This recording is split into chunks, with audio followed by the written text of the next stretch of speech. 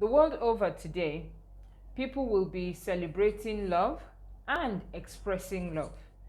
A couple of weeks down the line, we will get the statistics of how many condoms were bought, contraceptives used, children that might be born, abortions procured, all as a result of this glorious day. And so today we are going to talk about the beautiful monster called sex and the fact that sex is not love. As teenagers, we were driven by our hormones, and if you were unlucky and you fell for the line by the boys then, which was, if you loved me, you would sleep with me. A lot of girls did fall for it, and it wasn't too long after that that they realized that the boys didn't love them but just loved what they had to offer. And now we have abused sex. Whether we like it or not, whichever way you want to interpret it, sex was created for a certain purpose, and it was created to be within a certain context.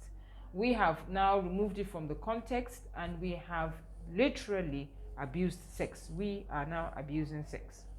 And so you have a day that is driven primarily, and everybody knows that this is basically what is expected to happen on a day like this. Is it any surprise that then we are all, hung over on the issue of sex? Everything around us has been sexualized. Every single thing. What we read, what we watch, what we listen to, how we joke, how we dress, how we don't dress, everything is on sex. But sex had a context. It was for us, it was given to us to use properly and at the right time for the right reasons. And now we're using it and comparing it to love. Love is a verb. Love is a doing word. Love is not dependent on external stimulus. Love is what drives us to do the right thing, to be there for people. Sex is selfish. If you're looking at it outside the context of love, sex is selfish.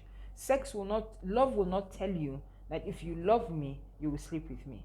Love will tell you, I love you, I'll wait for you.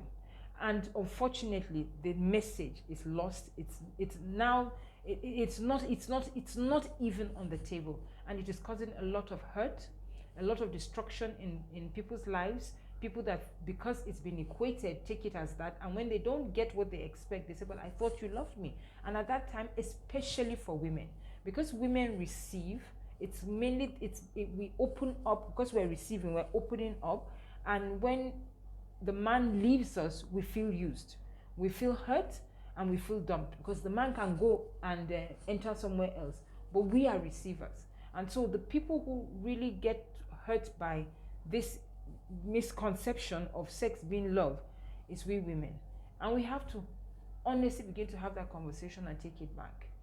Honestly, anybody who wants the best with you, that's the last thing on the person's list. It's not that it's a bad thing, because we are born for relationships, we are born for intimacy, but there are higher things that you build on so that your intimacy will be complete. How we're going to get there in a world that is driven by everything sexual and empty is honestly beyond me. But there's nothing wrong with starting the conversation now. And for emphasis, sex is not love. What we need is who is the person you want to be with? Who are they? Not what can they offer you. Sex will fade, but the person who you end up with will not. And you also will have to live with yourself. Do you want to be a hurt, damaged, wounded person because you didn't look for the right things, or because you chased after shadows? Or do you want to, even if you're going to be alone, know that I took the right ideals and I have found myself alone but happy? The choice is ours. We need to sit down and think, what do I want? It's not about anybody. I think the more we begin to realize that these decisions affect us first before those around us, then I think we'll begin to take the right decisions. I'll catch up with you on the next series on the beautiful monster called sex. We'll talk about another aspect. Follow us on Diary of a Stupid Woman on our YouTube and our IG page. For what it is worth, happy Valentine's Day.